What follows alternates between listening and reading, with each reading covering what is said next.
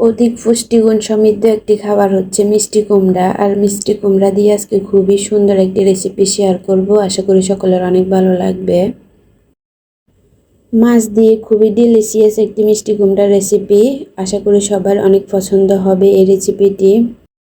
নতুনদের জন্য খুবই ইজি একটি রেসিপি। সো আর কথা না বাড়িয়ে চলুন মেন রেসিপিতে। এই রেসিপি তৈরি করার জন্য সবার প্রথমে 1 টিস্পুন আদা আর সামান্য 1 চিমটি হলুদ, মরিচ, লবণ দিয়ে আমি শুরুতে মাছগুলা ভেজে নেব। শুরুতে আমি মাছগুলা ফ্রাই করে নেব। আর মাছ ভাজার সময় অবশ্যই ঢাকনা দিয়ে মাছ ভাজবেন, এতে করে তেলের ছিটা গায়ে আর পড়বে না। তারপর এখানে আমি কুমড়ার মধ্যে সামান্য একটু লবণ, হলুদ, মরিচ এগুলা মিক্স করে নেব।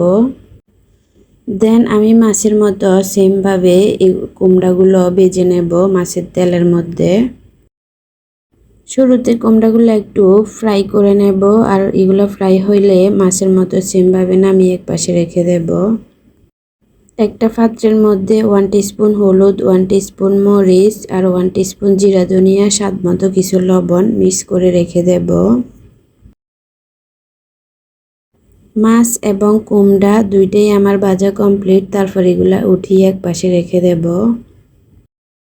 মাছ এবং কুমড়া ভাজা তেলের মধ্যে এখানে আমি শুরুতে পেঁয়াজ বাটা অ্যাড করে দিতেছি। তারপর 1 টিস্পুনের মতো আদা বাটা আর 1 টিস্পুনের মতো রসুন বাটা অ্যাড করে দেব। এখন আদা, রসুন, পেঁয়াজ এগুলো একটু তেলের সাথে কিছুক্ষণ ফ্রাই করে নেব। দেন দিয়ে দেব সামান্য একটু পানি মশলা কষানোর জন্য। তারপর একটা ঢাকনা দিয়ে ঢেকে মশলাগুলোকে 5 মিনিটের মতো কুক করে নেব। মশলার উপরে যখন তেলগুলা বেশি বেশি উঠবে এই পর্যায়ে বুঝে নিতে হবে মশলা কষানো কমপ্লিট। তারপর দিয়ে দেব আগে থেকে ভেজে রাখা মাছ। মাছগুলা দিয়ে কিছুক্ষণ মশলার সাথে মিক্স করে নেব। মশলার সাথে মাছগুলা কিছুক্ষণ কষিয়ে নিয়ে তার মধ্যে দিয়ে দেব রান্না করার জন্য পরিমাণ মতো পানি। এখন শুরুতে আমি মাছগুলারে 10 মিনিটের মতো কুক করে নেব। যেহেতু টুনা মাছ অনেক শক্ত তাই আমি আগে থেকে মাছগুলা কিছুক্ষণ কুক করে নিয়েছি।